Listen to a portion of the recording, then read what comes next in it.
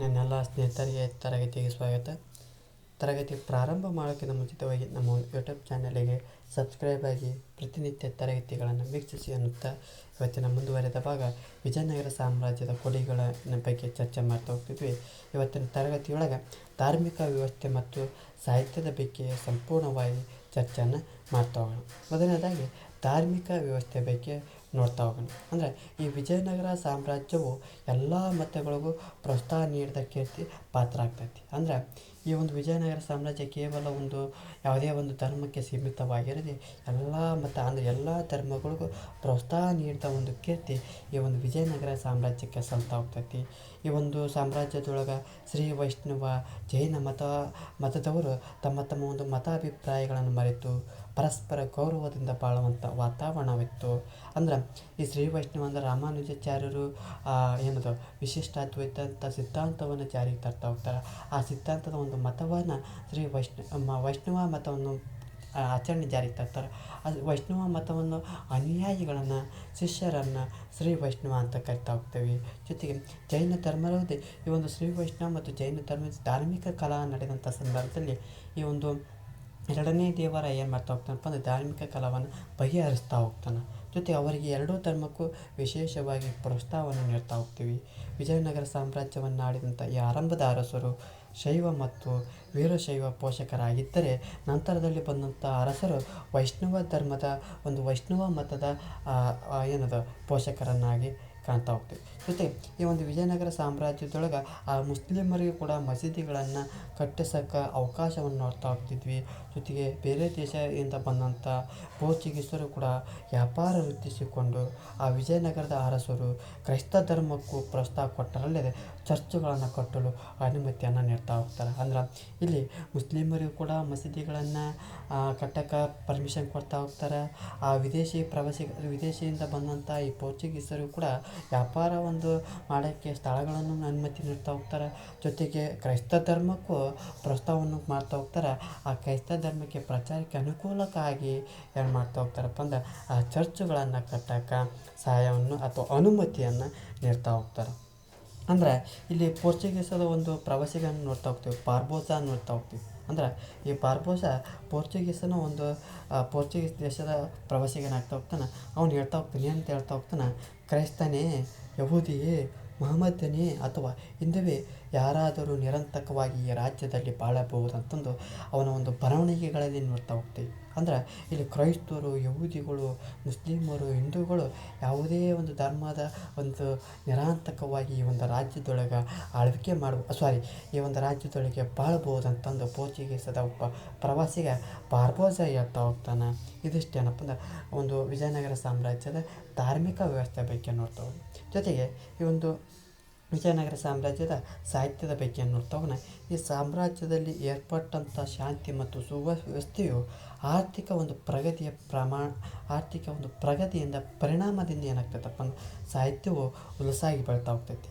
ಈ ಒಂದು ವಿಜಯನಗರ ಸಾಮ್ರಾಜ್ಯದೊಳಗೆ ಕನ್ನಡ, ಸಂಸ್ಕೃತ, ತೆಲುಗು, ತಮಿಳು ಭಾಷೆಯ ಕೃತಿಗಳು ರಚನೆ ಆಗ್ತಾ ಹೋಗ್ತವೆ. ಈ ಒಂದು ವಿಜಯನಗರ ಸಾಮ್ರಾಜ್ಯದೊಳಗೆ ಕನ್ನಡ, ಸಂಸ್ಕೃತ, ತೆಲುಗು, ತಮಿಳು ಆ ಭಾಷೆಯ ಒಂದು ಸಾಹಿತ್ಯ ಕೃತಿಗಳು ಈ ಒಂದು ಕಾಲದೊಳಗೆ ರಚನೆ ಆಗೋದನ್ನು ಕಾಣ್ತಾ ಹೋಗ್ತೀವಿ. ಅಂದರೆ ಯಾವ ಕೃತಿಗಳಂತ ನೋಡೋದಾದ್ರೆ ಆ ರತ್ನಾಕರ ವರ್ಣಿ ಬರೆದಂಥ ಪರದೇಶ ವೈಭವ, ಆ ಚಾಮರಸ ರಚಿಸಿದಂಥ ಪ್ರಭುಲಿಂಗ ಲೀಲೆ, ಆ ಕುಮಾರವ್ಯಾಸ ಬರೆದಂಥ ಕರ್ನಾಟ ಭಾರತ ಕಥಾಮಂಜರಿ ಇವು ಕನ್ನಡದ ಮುಖ್ಯ ಕಾವ್ಯಗಳಾಗಿರೋದನ್ನು ಕಾಣ್ತಾ ಹೋಗ್ತೀವಿ. ಅಂದ್ರೆ ರತ್ನಾಕರ ವರ್ಣಿ ಬರೆದಂಥ ಪರದೇಶ ವೈಭವ, ಚಾಮರಸ ರಚಿಸಿದಂಥ ಪ್ರಭುಲಿಂಗ ಲೀಲೆ, ಕುಮಾರವ್ಯಾಸನ ಕರ್ನಾಟಕ ಭಾರತ ಕಥಾಮಂಜರಿ ಇವು ಕನ್ನಡದ ಒಂದು ಮುಖ್ಯ ಕಾವ್ಯಗಳಂತ ನೋಡ್ತಾ ಹೋಗ್ತೀವಿ. ಆ ಭೀಮಕವಿಯು ಪಾಲುಗಾರಿಕೆ ಮತ್ತು ಸೋಮನಾಥನ ತೆಲುಗು ಕೃತಿಯಾದಂಥ ಬಸವ ಪುರಾಣವನ್ನು ಕನ್ನಡದಲ್ಲಿ ಬರ್ತಾ ಹೋಗ್ತಾನೆ.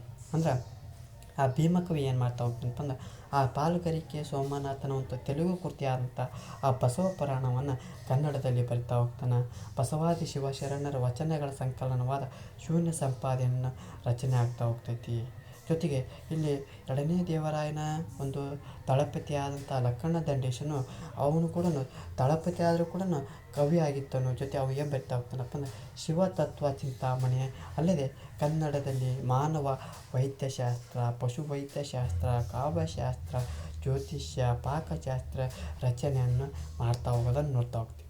ಜೊತೆಗೆ ಇಲ್ಲಿ ಪುರಂದರದಾಸರು, ಕನಕದಾಸರು, ಶ್ರೀಪಾದರಾಯರು, ವ್ಯಾಸರಾಯರು ದಾಸ ಸಾಹಿತ್ಯವನ್ನು ಶ್ರೀಮಂತಗೊಳಿಸ್ತಾ ಹೋಗ್ತಾರೆ. ಅಂದ್ರೆ ಇಲ್ಲಿ ವಚನ ಸಾಹಿತ್ಯ ಬೆಳೀತಾ ಹೋಗ್ತೈತಿ, ಕನ್ನಡ ಒಂದು ಸಾಹಿತ್ಯ ಬೆಳೀತಾ ಹೋಗ್ತೈತಿ, ಜೊತೆಗೆ ದಾಸ ಸಾಹಿತ್ಯಗಳನ್ನು ಬೆಳೀತಾ ಇರೋದನ್ನು ಕಾಣ್ತಾ ಹೋಗ್ತೀವಿ. ಅಂದರೆ ಇಲ್ಲಿ ದಾಸ ಸಾಹಿತ್ಯದಲ್ಲಿ ಯಾರು ಬರ್ತಾ ಹೋಗ್ತಾರೆ? ಪುರಂದರದಾಸರು ಬರ್ತಾ ಹೋಗ್ತಾರೆ, ಕನಕದಾಸರು ಬರ್ತಾ ಹೋಗ್ತಾರೆ, ಶ್ರೀಪಾದರಾಯರು ಬರ್ತಾ ಹೋಗ್ತಾರೆ, ವ್ಯಾಸರಾಯರು ಬರ್ತಾ ಹೋಗ್ತಾರೆ. ಇದಿಷ್ಟೇನಪ್ಪ ಈ ಒಂದು ರಾಯರಿಂದ ಏನಾಗ್ತದಪ್ಪ ಅಂದರೆ ದಾಸ ಸಾಹಿತ್ಯ ಒಂದು ಶ್ರೀಮಂತವಾಗೋದನ್ನು ಕಾಣ್ತಾ ಹೋಗ್ತೀವಿ. ಜೊತೆಗೆ ಇಲ್ಲಿ ವಿಶೇಷವಾಗಿ ಕನಕದಾಸರ ಒಂದು ಕೃತಿಗಳ ಮೇಲೆ ಪ್ರಶ್ನೆ ಆಗೋದನ್ನು ಕಾಣ್ತಾ ಹೋಗ್ತೀವಿ. ಈ ಒಂದು ಕನಕದಾಸರ ಒಂದು ಕೃತಿಗಳು ಯಾವ ನೋಡ್ತಂದ್ರೆ ಮೋಹನ ತರಂಗಿಣಿ ಅಂತ ನೋಡ್ತಾ ಹೋಗ್ತೀವಿ. ಯಾವುದು? ಮೋಹನ ತರಂಗಿಣಿ ಅಂತ ನೋಡ್ತಾ ಹೋಗ್ತೀವಿ. ನಳಚರಿತ್ರೆ ಅಂತ ನೋಡ್ತಾ ಹೋಗ್ತೀವಿ. ಇನ್ನೊಂದು ಹರಿಭಕ್ತ ಸಾರ, ಯಾವುದು? ಹರಿಭಕ್ತ ಸಾರ ನೋಡ್ತಾ ಹೋಗ್ತೀವಿ.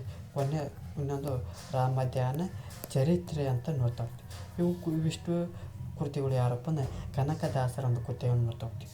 ಮೋಹನ ತರಂಗಿಣಿ, ನಳಚರಿತ್ರೆ, ಹರಿಭಕ್ತ ಸಾರ, ರಾಮಧ್ಯಾನ ಚರಿತ್ರೆಯನ್ನು ನೋಡ್ತಾ ಹೋಗ್ತೀವಿ. ಅಂದರೆ ಮನಹರಿ ಅಂತ ಬರೀತಾರೆ. ಮನಹರಿ, ಈ ಮನಹರಿ ಅಂದರೆ ಏನಪ್ಪ ಅಂದ್ರೆ ಇದೊಂದು ಕೋಡ್ ಅಂದರೆ ಮನಹರಿ, ಕನಕದಾಸರ ಒಂದು ಕೃತಿಗಳಿಗೆ ಒಂದು ಕೋಡ್. ಮನಹರಿ ಅಂತಂದ್ರೆ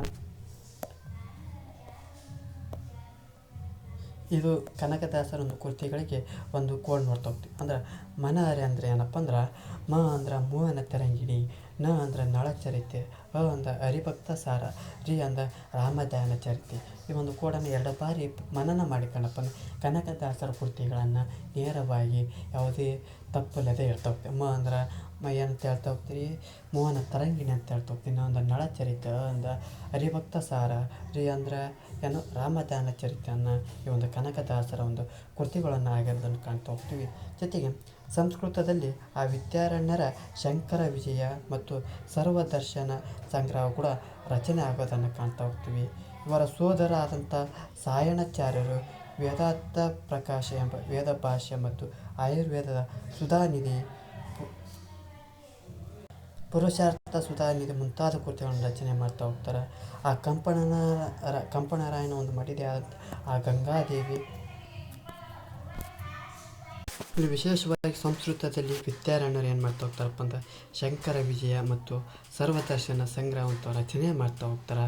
ಇವನೊಂದು ಸೋದರ ಯಾರಪ್ಪ ಅಂದ್ರೆ ಸಾಯಣಾಚಾರ್ಯರು ವೇದಾಂತ ಪ್ರಕಾಶ ಎಂಬ ವೇದ ಭಾಷೆ ಮತ್ತು ಆಯುರ್ವೇದ ಸುಧಾನಿಧಿ, ಪುರುಷಾರ್ಥ ಸುಧಾನಿಧಿ ಮುಂತಾದ ಕೃತಿಗಳನ್ನು ರಚನೆ ಮಾಡ್ತಾವೆ. ಈ ಸಾಯಣಾಚಾರ್ಯರು ಯಾರಪ್ಪ ಅಂದ್ರೆ ವಿದ್ಯಾರಣ್ಯರ ಒಂದು ಸೋದರರ ಆಗಿರ್ತಾ ಹೋಗೋದನ್ನು ಕಾಣ್ತಾವೆ. ಜೊತೆಗೆ ಇಲ್ಲಿ ಕಂಪಣರಾಯನ ಮಡಿದೆಯಾದಂಥ ಯಾರು? ಕಂಪಣರಾಯನ ಮಡಿದೆಯಾದಂಥ ಈ ಗಂಗಾದೇವಿ ಏನು ಮಾಡ್ತಾ ಹೋಗ್ತಾಳಪ್ಪ ಅಂದ್ರೆ ಈ ಮಧುರಾ ವಿಜಯಮ್ಮ ಕೃತಿಯನ್ನು ಬರ್ತಾ ಹೋಗ್ತಾರೆ.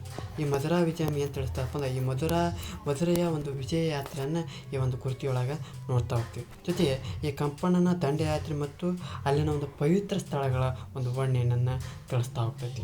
ಜೊತೆಗೆ ಎರಡನೇ ದೇವರಾಯನ ಆಸ್ಥಾನದ ಒಂದು ಕವಿಯಾದಂಥ ಶ್ರೀನಾಥನು ಕವಿ ಚಕ್ರವರ್ತಿ ಎಂಬ ಬಿರುದನ್ನು ಪಡ್ತಾ ಹೋಗಿತ್ತು. ಅಂದ್ರೆ ಎರಡನೇ ದೇವರಾಯನ ಆಸ್ಥಾನದ ಕವಿಯಾದಂಥ ಶ್ರೀನಾಥನು ಯಾವ ಒಂದು ಬಿರುದಂತ ಪಡೆದಿತ್ತಪ್ಪ ಅಂದ್ರೆ ಕವಿ ಚಕ್ರವರ್ತಿ ಬಿರುದನ್ನು ಪಡೆದಿರೋದನ್ನು ಕಾಣ್ತಾ ಹೋಗ್ತೀವಿ. ಜೊತೆಗೆ ಅಲ್ಲಾಸಾನಿ ಪೆದ್ದಣ್ಣನ ಒಂದು ಮನುಚರಿತಂ, ತಿಮ್ಮಣ್ಣನ ಪಾರಿಜಾತ ಭಾರಣಂ ಮತ್ತು ತೆನಾಲಿ ರಾಮಕೃಷ್ಣನ ಉಪಟರಾಧ್ಯ ಚರಿತಂ ಎಂಬ ಪ್ರಮುಖ ಕೃತಿಗಳನ್ನು ನೋಡ್ತಾ ಹೋಗ್ತೀವಿ. ಜೊತೆಗೆ ಆ ತಮಿಳು ಸಾಹಿತ್ಯದಲ್ಲಿ ನೋಡೋದಾದ್ರೆ ಆ ತಮಿಳು ಕವಿಗಳಾದಂಥ ಪರಂಜ್ಯೋತಿಯರ್, ವಿ.ಆರ್. ರಾಘವರ್, ಮಂಡಲ ಪುರುಷ, ಜ್ಞಾನಪ್ರಕಾಶ, ಹರಿಯ ಮುಂತಾದವರು ಕೃಷ್ಣದೇವರಾಯನ ಒಂದು ಆಸ್ಥಾನದೊಳಗೆ ಇರ್ತಾ ಹೋಗ್ತಾರೆ. ಆ ಪರಂಜ್ಯೋತಿಯರ್ ಕವಿಯು ತಿರುವಳಯಾಡಲ್ ಪುರಾಣಂ ಕೃತಿಯನ್ನು ರಚನೆ ಮಾಡ್ತಾ ಹೋಗ್ತಾರೆ.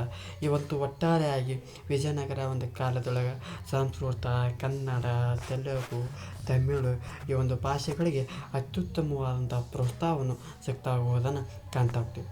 ಇದಿಷ್ಟೇನಪ್ಪ ಅಂದ್ರೆ ಇದು ವಿಜಯನಗರ ಸಾಮ್ರಾಜ್ಯದ ಸಾಹಿತ್ಯ ಮತ್ತು ಧಾರ್ಮಿಕ ವ್ಯವಸ್ಥೆ ಬಗ್ಗೆ ಸಂಪೂರ್ಣವಾದಂಥ ಮಾಹಿತಿ ಆಗತ್ತೆ. ಈ ಒಂದು ತರಗತಿ ಇಷ್ಟ ಆದರೆ ಲೈಕ್ ಮಾಡಿ, ಇಲ್ಲದಿದ್ದರೆ ಡಿಸ್ಲೈಕ್ ಮಾಡಿ ಅನ್ನುತ್ತಾ, ಏನಾದರೂ ದೋಷಗಳು ಮತ್ತು ನಿಮ್ಮ ಒಂದು ಅಭಿಪ್ರಾಯಗಳನ್ನು ಕಮೆಂಟ್ ಬಾಕ್ಸ್ನ ಮೂಲಕ ತಿಳಿಸಿ ಅನ್ನುತ್ತಾ ಈ ಒಂದು ತರಗತಿಯನ್ನು ಮುಗಿಸ್ತಾ ಇದ್ದೀನಿ. ಎಲ್ಲರಿಗೂ ಧನ್ಯವಾದ.